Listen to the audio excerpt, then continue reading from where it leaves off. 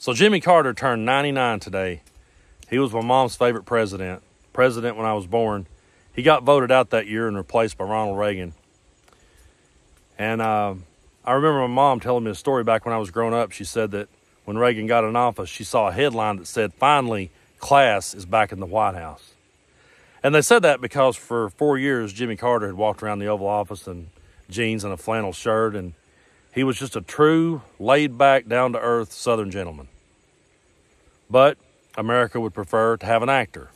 So I'm not really at all shocked years later when they fell for a reality TV show host. Americans have always wanted a show. They've always wanted to be entertained. And for whatever reason, a true, good, honest, down-to-earth person has just never really been as entertaining as a scumbag, if I'm just being brutally honest.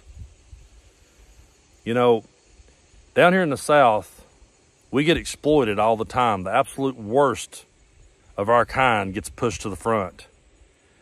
They get the microphone, they get to talk the loudest. People exploits our accent, our culture, all the negative stereotypes, they cash in on it. People that ain't from around here comes down here and makes music and tries to sound and act like us. And they wave flags that we threw away years ago. And they make statements that we've been trying years to live down. And they cash in on that Southern culture and those Southern stereotypes.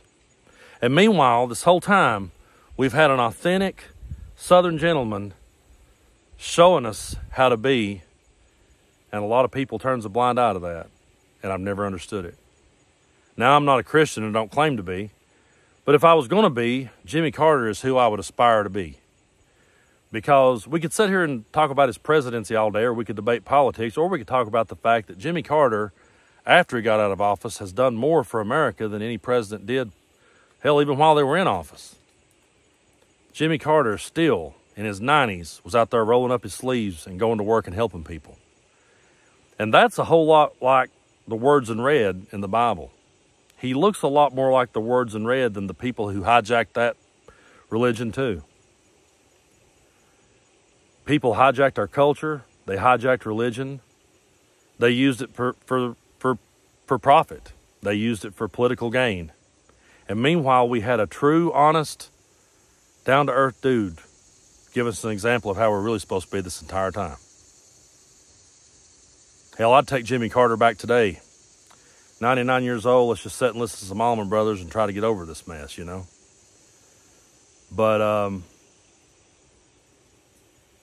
yeah, he was probably too honest to be president. He was probably too good a man to be in politics. And that's sad. It's sad that we don't hold our elected officials to a higher standard. It's a shame that we don't aspire to be better. But I know for a fact that Jimmy Carter has inspired millions of us to do so. And all we can do is keep trying to do better and keep trying to move forward. And if you ever want to know what not to do, you've got plenty of examples to look at to show you how not to be.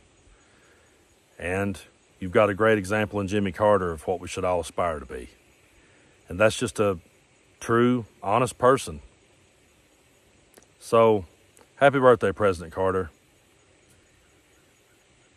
I sure wish there was more men like you around today.